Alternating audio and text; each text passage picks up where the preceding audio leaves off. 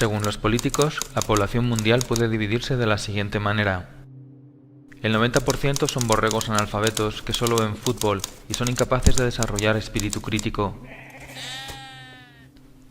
Un 9% son personas con educación y cultura, realizan profesiones útiles, están preocupados por el medio ambiente pero tienen bajos salarios y no tienen poder ni influencia.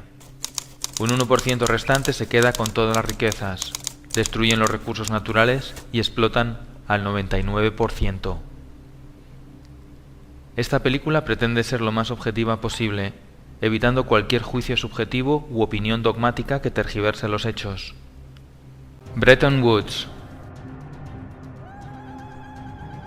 El 1 de julio de 1944, Estados Unidos convoca a 44 naciones que se reúnen en Bretton Woods.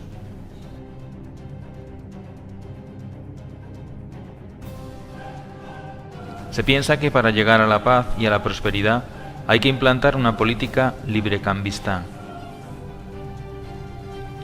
En Bretton Woods se crean dos organismos clave en la economía actual: el Banco Mundial y el Fondo Monetario Internacional.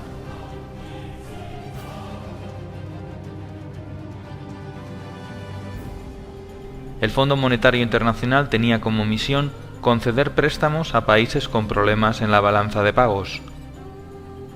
El Banco Mundial ofrecería préstamos para economías que hayan estado en guerra y que necesiten ayuda. Se estableció el valor de las monedas con respecto al dólar y no al oro. Tanto Roosevelt como Truman apoyaron sin fisuras el acuerdo buscando la paz y la prosperidad gravemente dañadas después de las dos guerras mundiales y la Gran Depresión. Rusia se opuso al tratado, al igual que la Asociación Norteamericana de Banqueros, los economistas Taylor Petty y John Francis Neyland, y el banquero Latimer Gray. Todos ellos vaticinaron que si el Fondo Monetario Internacional se establecía en países con problemas económicos, éste terminaría teniendo un poder absoluto sobre las soberanías nacionales.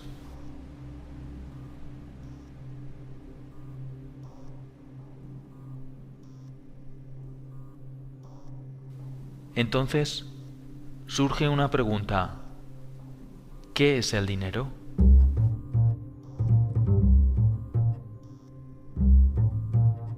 La mayoría de la población no sabe lo que es el dinero ni cómo funciona.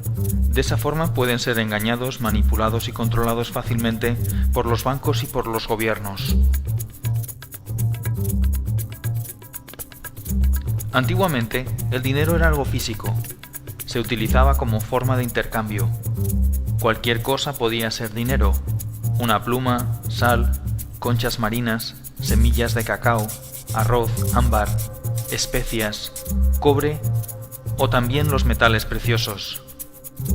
Con el tiempo aparecieron las primeras monedas y luego billetes cuyo valor se referenciaba con el oro o con la plata. Como el oro era muy engorroso de transportar, se empezó a guardar en bancos y estos emitieron pagarés que valían lo mismo que el valor depositado en oro. Pronto los banqueros se dieron cuenta de una cosa: si un banco emite mucho más pagarés que el oro que tiene depositado, nadie se dará cuenta y le hará mucho más rico. Este sistema se conoce como sistema de reserva fraccional. El banco solo tiene que tener una parte del dinero. Como hemos visto en Bretton Woods, hubo un cambio importante en el concepto de dinero. El valor del dinero ya no dependía de los depósitos de oro. Se podía crear dinero de la nada. Solamente el 5% del dinero del mundo existe en forma tangible como billetes y monedas. El resto del dinero son solo unos y ceros en un ordenador.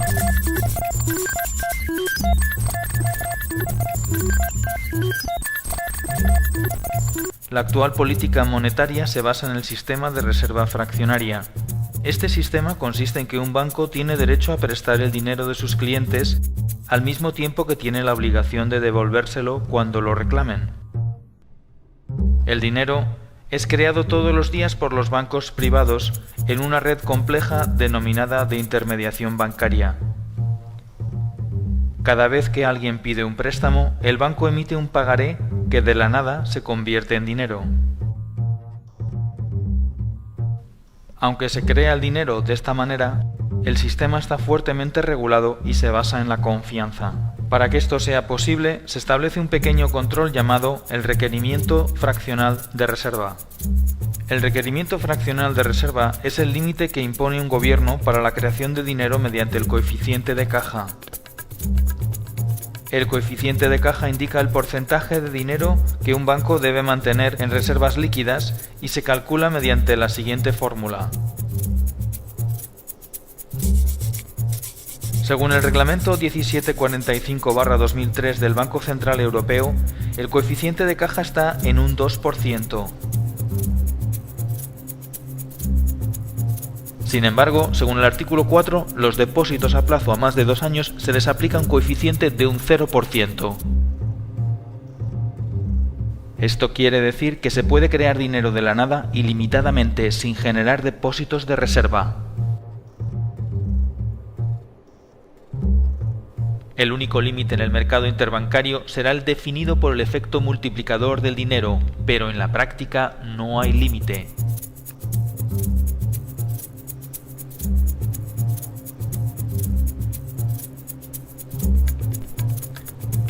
El efecto multiplicador define que por cada 1.000 euros se pueden crear de la nada 50.000 euros más. Es decir, por cada dólar o euro depositado se podían crear otros 50 más de la nada.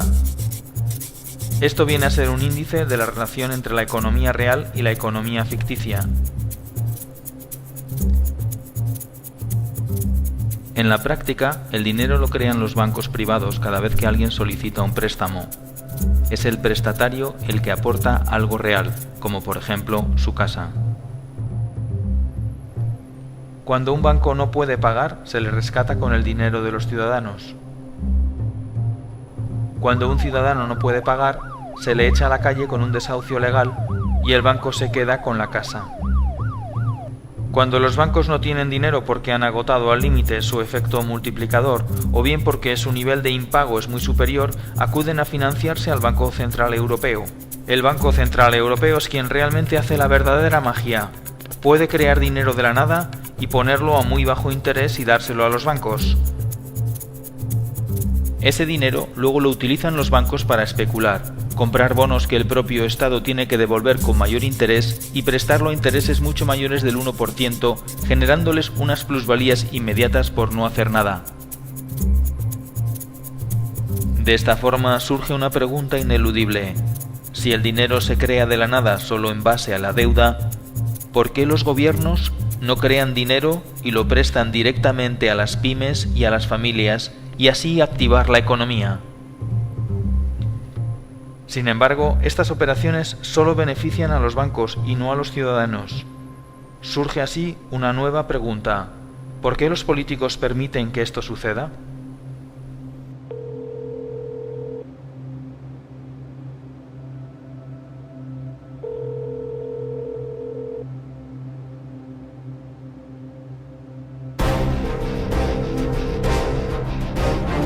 Teoría de las puertas giratorias. Los políticos gastan el dinero público en proyectos, endeudándose, pidiendo dinero a bancos que crean el dinero de la nada, pero que cobran intereses haciéndoles un favor.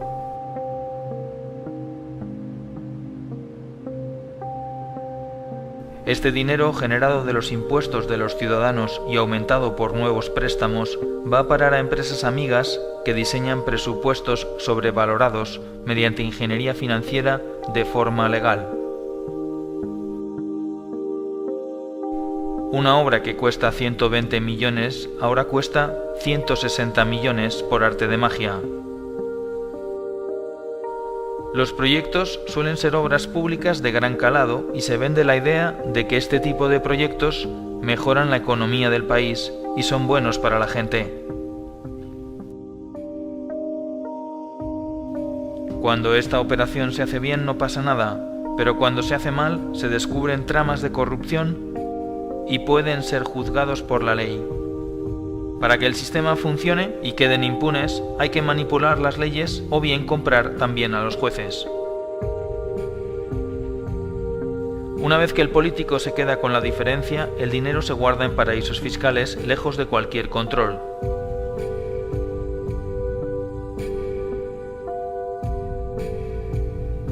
Las cantidades son tan grandes que incluso vale la pena pasar unos años en la cárcel.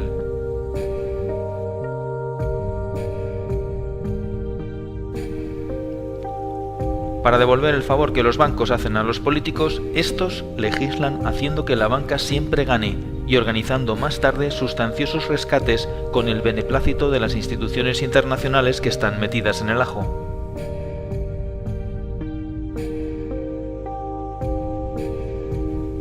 A veces es un banco, otras veces es una multinacional,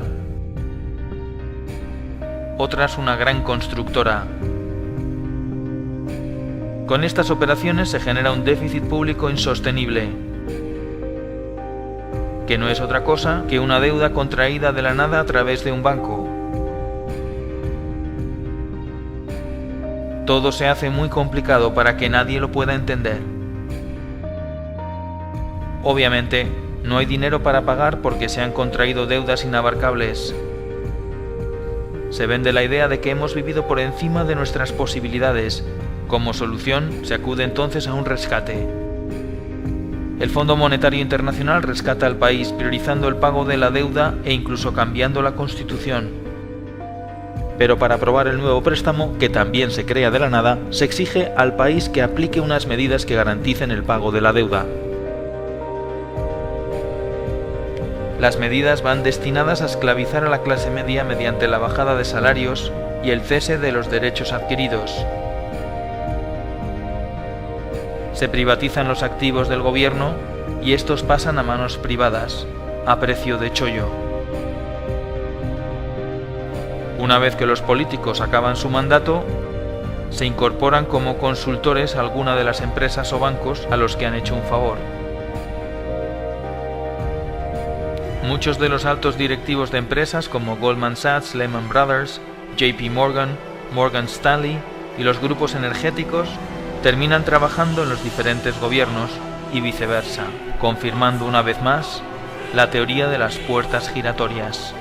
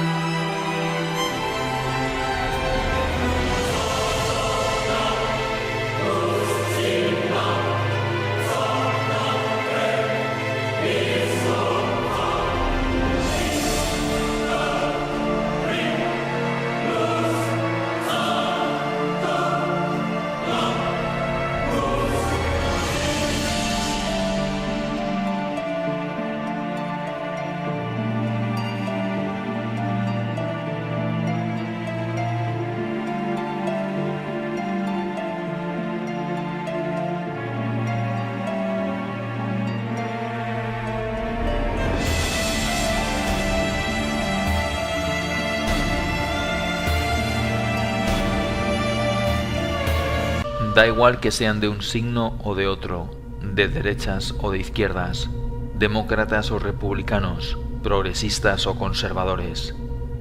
La realidad económica nos señala que los políticos, en lugar de prestar sus servicios a la ciudadanía, al 99%, la prestan al 1%.